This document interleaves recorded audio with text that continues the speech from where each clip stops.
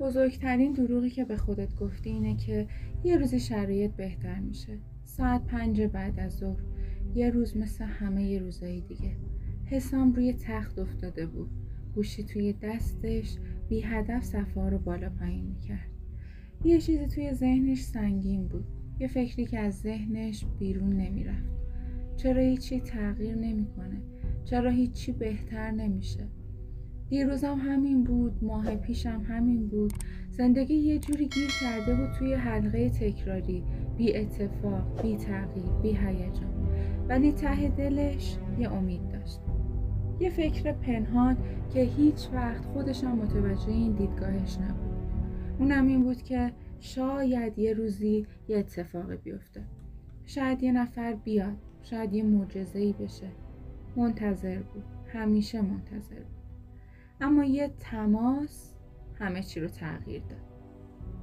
صدای طرف خسته بود، اما یه جمله گفت که حسام رو از جاش بلند کرد.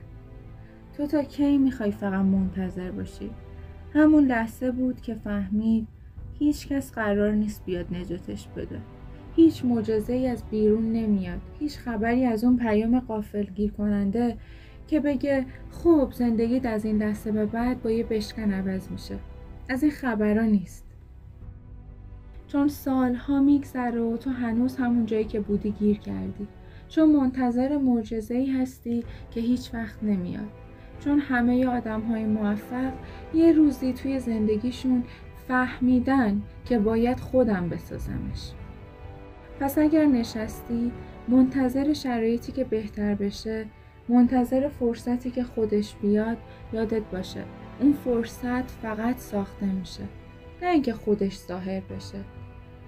پس حرکت کن، حتی یه قدم کوچیک، حتی یه قدم نامطمئن، ولی حداقل دیگه منتظر نباش.